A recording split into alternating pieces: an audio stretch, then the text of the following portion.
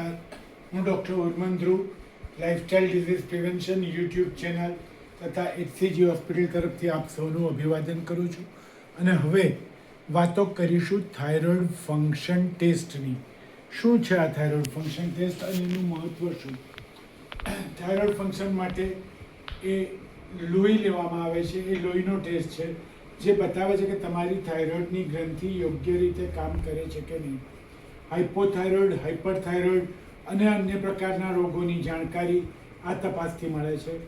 ગ્રંથિની કાર્યક્ષમતાનું મૂલ્યાંકન થાય છે. સારવાર કઈ આપવી, કઈ રીતે આપવી એનું માર્ગદર્શન મળે છે.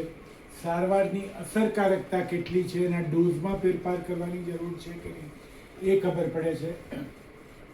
કેટલાક લક્ષણોના કારણો પણ આ તપાસ ઉપરથી જડી આવે છે. અને ખાસ કરીને પ્રેગ્નન્સી દરમિયાન થાઇરોઇડને બરાબર સાચવવાની જરૂર હોય ત્યારે આ ટેસ્ટ ખૂબ કામે લાગે છે.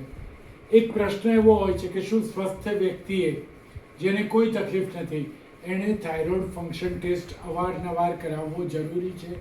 જી ના, બિલકુલ જ નહીં.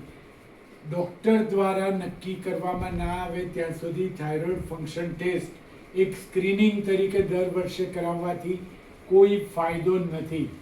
જેનામાં લક્ષણો નથી, કોઈ જોખમી પરિબળો નથી, એવી વ્યક્તિઓએ નિયમિત થાઇરોઇડ ટેસ્ટ કરાવવો જરૂરી નથી.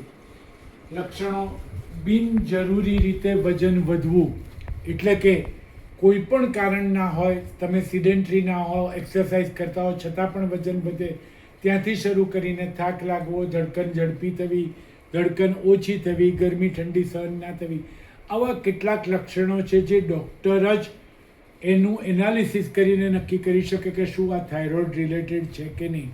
પણ વજન વધે છે એટલે ફરી એકવાર થાઇરોઇડની ટેસ્ટ કરાવી દો, એ માન્યતા તદ્દન ખોટી છે. તો આ વાત થઈ. સ્વસ્થ વ્યક્તિએ થાઇરોઇડનું ફંક્શન નિયમિત કરાવવું જરૂરી છે કે નહીં? તો એનો જવાબ છે ના. એક બીજી ઇમ્પોર્ટન્ટ વાત, serum TSHનું level.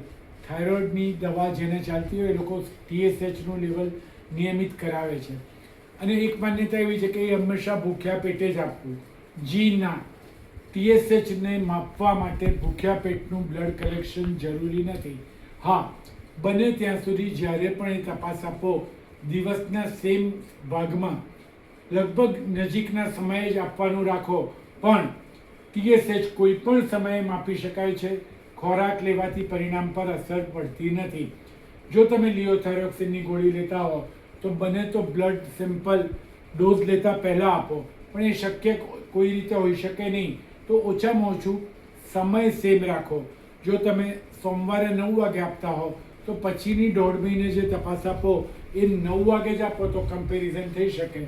But all in all એને માટે ભૂખ્યા પેટનું બ્લડ સેમ્પલ જરૂરી નથી. આ સૌથી ખોટી માન્યતા છે કે થાઇરોઇડનો ટેસ્ટ કરાવવા માટે પેટ ભૂખ્યું રાખવું જરૂરી છે. તો અહીંયા આજે વિરમીશું. હજી આવી ઘણી બધી ખોટી માન્યતાઓ સાથે કાલે ફરી મળીશું. નમસ્કાર, ડૉક્ટર ધ્રુવ.